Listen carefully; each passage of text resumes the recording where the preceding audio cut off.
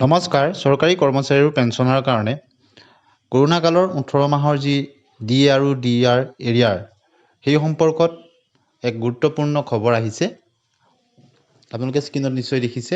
বিত্ত বিভাগৰ ফালৰ পৰা এক গুৰুত্বপূৰ্ণ জাননী আহিছে। স্ক্ৰীনত নিশ্চয় দেখা পাইছে আৰু এইখন একেবাৰে শেহতীয়া লেটাৰ 15/4/2024 আহিছে আৰু বিষয়টো আপোনালোকে নিশ্চয় দেখিছে। কৰোনা সময়ৰ যি 18 মাহৰ ডি আৰু ডি আৰ এৰিয়াৰ ফ্ৰিজ কৰা হৈছিলে সেই সংক্ৰান্তত আহিছে। বিষয়টো আপোনালোকে নিশ্চয় দেখিছে।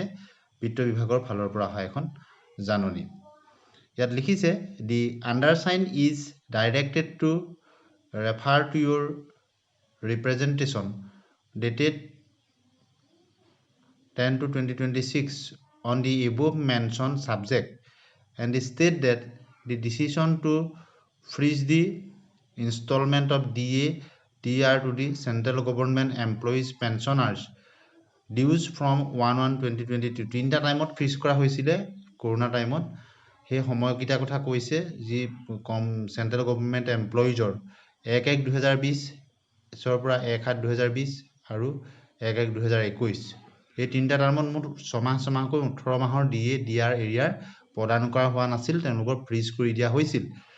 আৰু সেইটো কি সংক্ৰান্তত কৰা হৈছিলে, was taken in the context of COVID-19 অৰ্থাৎ কোভিডৰ পৰিস্থিতিৰ লগত মোকাবিলা কৰিবৰ কাৰণে ফ্ৰিজ কৰা হৈছিলে। আৰু সেই সম্পৰ্কত বিভিন্ন ধৰণৰ লোকসভাতেই হওক ৰাজ্যসভাতেই এই সম্পৰ্কত বিভিন্ন সাংসদৰ দ্বাৰা প্ৰশ্ন উত্থাপন কৰিছিল, যিহেতু এই কৰ্মচাৰীৰ প্ৰাপ্য আছিলে।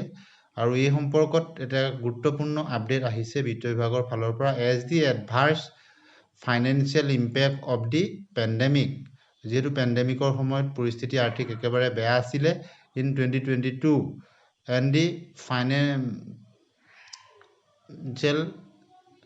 aware of the measures taken by the government had a fiscal split over the beyond financial year 2021 অৰ্থাৎ 2020-21 বৰ্ষত কৰোনা টাইমৰ কাৰণে লগত যি মোকাবিলা কৰিবলগীয়া হৈছিল তাৰ কাৰণে এই 18 মাহৰ DA DR এৰিয়াৰ কৰ্মচাৰীসকলৰ পেঞ্চনাৰসকলৰ ফিজ কৰা হৈছিলে were not considered feasible আৰু feasible অৰ্থাৎ সেইখিনি প্ৰদান কৰিব পৰা নাযাব বুলি কৈছে। অৰ্থাৎ এতিয়াৰ পৰা আৰু এই বিষয়টো ক্ষেত্ৰত কৰ্মচাৰী তথা পেঞ্চনাৰসকলে আশা নকৰাই ভাল বুলি ক'ব লাগিব। অফিচিয়েলি এটা ইনফৰমেশ্যন প্ৰদান কৰা হ'ল। কৰোনা টাইমত 6 মাহকৈ 18 মাহৰ যি DA DR এৰিয়াৰ ফিজ কৰা হৈছিল সেয়া প্ৰদান কৰিব পৰা নাযাব বুলি আনুষ্ঠানিকভাৱে জনালে।